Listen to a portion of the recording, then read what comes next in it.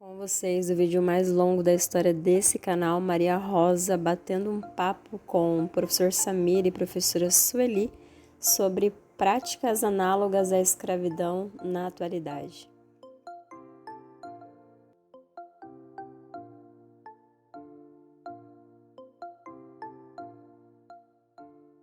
Olá, eu sou aluna da Escola ZNFM, estamos aqui também com dois professores, Sueli Teixeira e Samir de Holanda, e nós viemos aqui para fazer um podcast para poder falar sobre as práticas de escravidão na atualidade.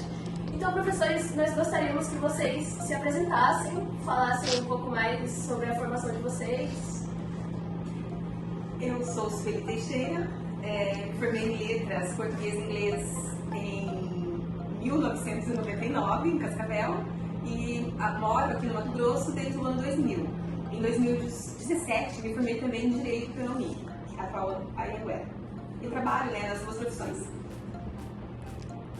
Olá a todos, sou o Samir, também sou da área de português, letras, trabalho com educação há 10 anos no estado e também tenho uma experiência bastante longa na área de contabilidade, especificamente na parte de departamento pessoal, trabalhando com assessoria trabalhista, previdenciária, com empresas, e daí essa experiência que a gente tem a compartilhar nesse tema tão relevante. Então, nós estamos aqui com eles hoje, serão nossos entrevistados, eu vou fazer algumas perguntas, eles irão responder. E nós já vamos começar com uma pergunta bem importante para poder entender esse tema, que é: qual o conceito de trabalho escravo?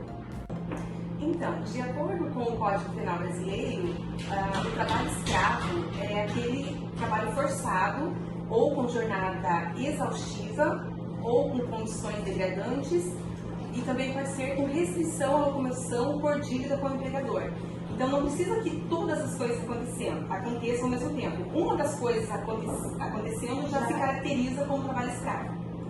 Então, assim, às vezes o trabalhador vem de um estado distante para trabalhar, por exemplo, numa fazenda ou mesmo na cidade. E aí o empregador recolhe, por exemplo, os documentos dele. Ou fazem eles, citando uma fazenda, por exemplo, fazem eles comprarem no armazém da fazenda. Então, isso tudo se caracteriza trabalho escravo. Ou como a gente vê também algumas práticas no Brasil, pode ser que também aconteça de não ter um alojamento adequado dos trabalhadores. Então, qualquer uma dessas coisas que acontecer, já se caracteriza trabalho análogo ao escravo, à escravidão. E já abre uma brecha para a nossa próxima pergunta, que é: será que a ideia de trabalho escravo não vem carregada com a ideia do escravo no período colonial? Sim, a gente não pode falar tanto que a gente usa o termo trabalho análogo ao escravo, né? Porque trabalho escravo em si, a própria Constituição garante que desde a abolição não há, e a Constituição de 88 também. Mas essa questão da analogia, da comparação de algo parecido. E com certeza a gente carrega do período colonial essa herança, mesmo ela sendo modernizada, né? Tanto que, assim, se a gente pegar na história quais eram as práticas mais comuns de escravidão, quais eram os locais onde a força de trabalho escrava ela era mais útil. No trabalho do campo, o Brasil era extremamente agrícola, e também no trabalho doméstico. E se a gente trazer essa analogia para os dias de hoje, a gente pode fazer ter essa mesma constatação, né? Hoje, a prática de trabalho análogo à escravidão, ela também acontece com maior recorrência no campo, né? no trabalho rural, e também, por mais que a gente não saiba, ainda acontece muito também no ambiente doméstico, no trabalho doméstico nos grandes centros. Então é por isso que se chama práticas análogas à escravidão, porque não é escravidão, assim, ela própria, mas algo parecido.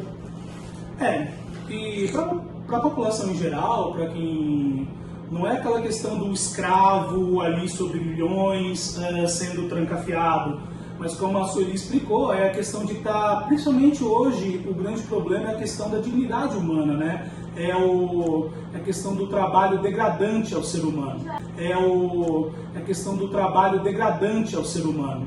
Então, o indivíduo ele ser privado de liberdade, de não ter como dele ser submetido a jornadas exaustivas de trabalho, né? Ele ser privado de algo que é direito dele. Direito dele. Seria se a gente pensasse assim, né? Por que acontece muito no campo e muito no ambiente doméstico? A pessoa que ela vai trabalhar numa área rural, logicamente ela não vai estar em casa. É o empregador que vai fornecer essa moradia. Né? A mesma coisa acontece muito no Brasil, de no trabalho doméstico, as mulheres, por exemplo, morarem na residência dos patrões. E aí a gente tem que pensar o seguinte: o que esse trabalhador, o que ele faz no momento de folga? Ele tem direito de fazer o que ele quiser quando ele está fora da jornada de trabalho? Porque a CLT limita a jornada diária de trabalho. Exatamente. Então, se lá no trabalho dele, essa jornada de trabalho que está expressa na CLT não for respeitada, já caracteriza trabalho análogo ao escravo. Assim como o Samir falou, né? Por exemplo, uma empregada doméstica, ela tem folga? Ou por ela estar morando, por exemplo, na casa dos patrões, ela tem que trabalhar 24 horas por dia, a qualquer momento ela tem que estar pronta para fazer o que foi pedido para ela. Professora Sueli, o que é uma infração trabalhista? Uma infração trabalhista é qualquer ato do empregador que ofenda a CLT, que não esteja de acordo com a lei.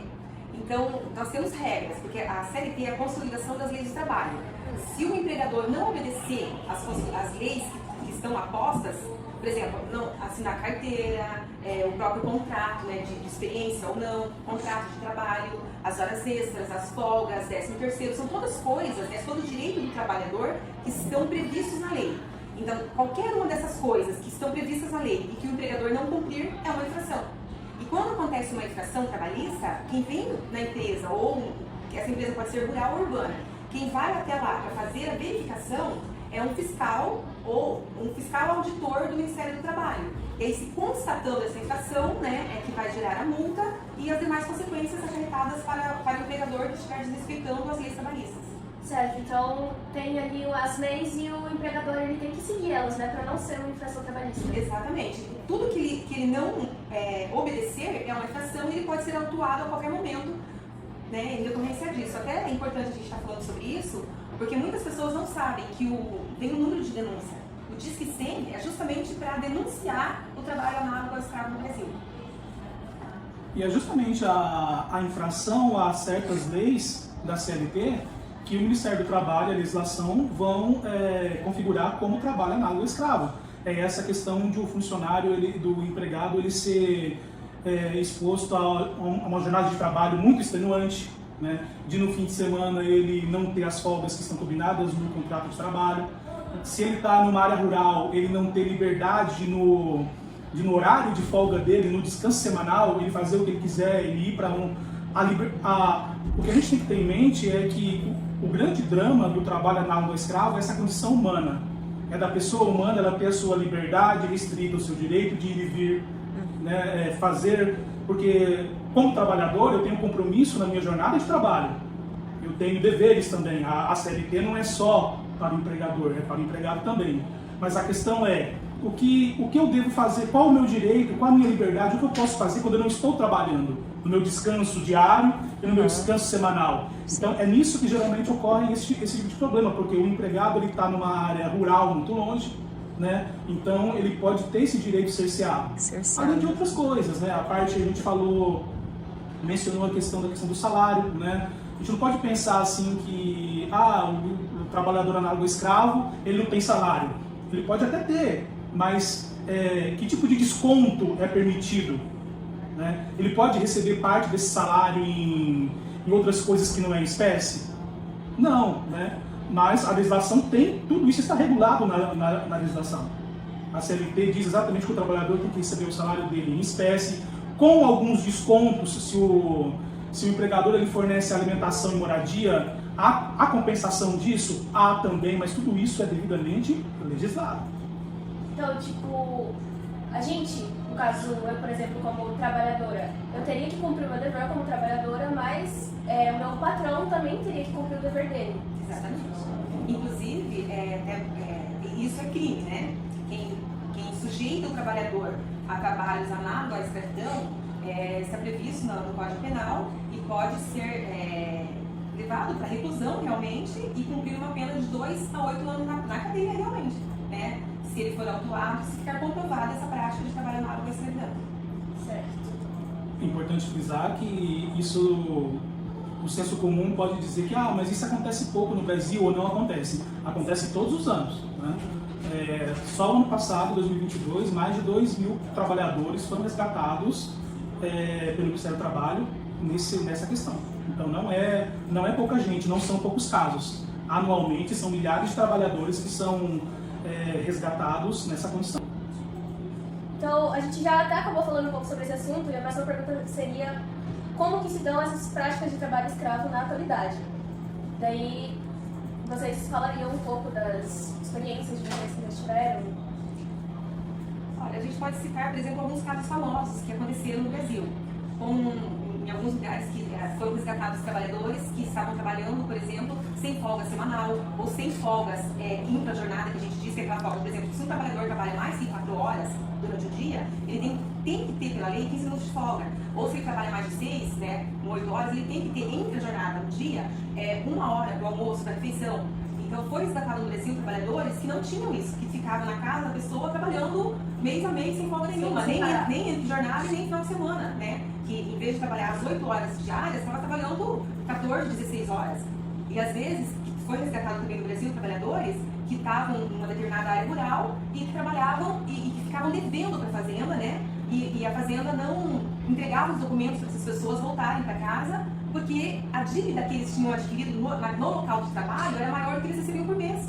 São práticas que são proibidas por lei, mas que estavam acontecendo no Brasil e que deu uma repercussão muito grande na mídia. Sim, quando a gente fala de trabalho análogo a escravo nos dias de hoje, a gente cita aqui que acontece principalmente nesses casos, né? Como envolve muito essa questão do trabalhador, que ele está numa situação frágil por estar fora de casa, fora do seu lugar, não é à toa que os principais casos acontecem ou em ambientes rurais ou em áreas urbanas, especificamente no trabalho doméstico. Isso no Brasil, se você pegar as estatísticas de países, por exemplo, que tem, vou citar um exemplo, por exemplo, roupas em qualidades até boas, mas extremamente mais baixo do que o preço praticado no mercado. Já teve reportagens que foram a esses locais e viram que as pessoas que trabalhavam lá estavam trabalhando com um trabalho análogo a escravo, que trabalhavam muito mais do que a lei permitia, por exemplo, se fosse no Brasil, mas que para aquele país, de repente, ou era possível, ou também estava infringindo, né, o código de leis daquele país no quesito de lei trabalhista. Trabalho infantil. Trabalho infantil, é muito interessante, porque inclusive no Brasil, das pessoas resgatadas, um número grande de pessoas resgatadas eram justamente menores, né, de idade, que também não pode, né, os menores podem trabalhar, mas a partir de uma idade específica, como menores aprendizes, e tem uma série de quesitos, por exemplo, não pode trabalhar à noite, não pode trabalhar no ambiente insalubre. Então, toda vez que isso é desrespeitado, está comparando com o trabalho escravo. Está sendo análogo ao trabalho escravo. A pergunta para fechar com chave de ouro aqui, que é: o que a escola tem a ver com isso? Por que a gente está discutindo sobre esse assunto aqui agora? A escola tem tudo a ver, né? Massa. A escola é aqui que a gente está formando os cidadãos, né? Toda a população. Então, primeiro, nós teremos aqui da escola que vão ser os trabalhadores de amanhã e os empregadores de amanhã também. Então, aos adolescentes, às crianças, os alunos, eles têm que desde cedo saber que eles têm direitos, né, como trabalhadores, que eles têm deveres também como futuros empregadores. E a sociedade ela tem que ter essa discussão, tem que estar sempre sendo feita, sempre atual, para que a gente realmente evolua nesse sentido, né? Para que essa chaga tão triste, né, em plena modernidade nós temos esse tipo de prática, que isso seja diminuído e erradicado. Então a escola aqui, como a gente está formando vocês, como a gente está formando cidadãos, né, que toda adolescente, toda criança tenha essa formação cultural para que eles sejam cidadãos conscientes disso, conscientes de que essa prática ela é horrenda, que eles possam combater isso como trabalhadores, denunciar como cidadãos, e se forem empregadores, que eles sejam conscientes disso, que tenham essa formação. Então, acho que tudo passa por aqui, a escola tem um papel fundamental nisso aí. Então, a escola é muito importante para poder ensinar os alunos a criar consciência desse tipo de coisa, né? Para depois não ficar sofrendo no futuro e não sabendo que ele pode estar sofrendo sobre trabalho escravo. Exatamente, porque assim, a Constituição vai prever que ninguém pode se ausentar de cumprir a lei alegando desconhecimento. Então, por exemplo, uma pessoa pega numa determinada situação que infringe a lei e não pode falar assim, eu não conhecia que existia essa lei. Então, a escola é o momento que os professores ajudam os alunos a conhecer as coisas. Né? Eu sempre falo para os alunos que a escola é um treino para viver em sociedade. Então, quanto mais assuntos, né, pertinentes ao que o cidadão vai viver depois da sociedade, o que a gente puder treinar o aluno na escola é melhor para ele depois. Então, ele conhecendo a lei, sabendo o que pode e o que não pode ser feito, depois ele vai poder saber tanto para empregar outras pessoas, quanto para conseguir negociar com o patrão dele, porque assim, não, eu conheço a lei, eu sei que isso pode ser feito ou isso não pode. Então, na escola, nós podemos instrumentalizar as pessoas para saber negociar depois. Por isso que o papel da escola é muito importante. É importante ressaltar, antes da gente terminar o bate-papo, que muito embora não tenha muita coisa a ver com a escravidão que aconteceu lá no século XVIII, aqui no Brasil, mas infelizmente os dados mostram que as pessoas que mais são empregadas nesses trabalhos análogos a escravos, ainda no Brasil, né, falar do Brasil, que é a realidade que a gente está conversando, são pessoas pobres, porque os fazendeiros ou mesmo os trabalhadores urbanos, empresários, vão de ônibus buscar no Nordeste pessoas pobres, e dessas pessoas pobres, a maioria, infelizmente, são pessoas negras, são pessoas de cor preta. Assim, esse negócio das pessoas pobres é que também o empregador, ele faz uma oferta de trabalho muito boa, mas depois ele não cumpre, né? E assim, é boa para quem? Para quem está acostumado a não ter nada. Tá numa vulnerabilidade. Vamos pegar Sinop como exemplo. Se aqui em Sinop a pessoa não trabalha por menos de R$1.000, se o empregador daqui for lá em determinadas regiões do Nordeste, onde a pobreza é muito grande, fala assim, olha, eu tenho esse trabalho e pago 500, para quem não ganha nada, ou ganha R$100, ganha R$50, vai ser bastante, eles vão aceitar vir. Infelizmente, a realidade é essa. É por falta de estrutura mesmo, né, do sistema falido que a gente está vivendo, economicamente falando, que as pessoas se sujeitam a esse tipo de trabalho. Então, a gente vai encerrar o podcast por aqui. Muito obrigada, professora Sueli e professor Samir, por participarem. Foi um prazer. Obrigada também a quem está nos assistindo em outras plataformas aí, nosso podcast, né? E eu espero que isso tenha ajudado a entender melhor, ou ao menos gerado essa curiosidade aí de você pensar sobre esse tema. Até mais. Deixa o like. Slide. Ativa o sininho.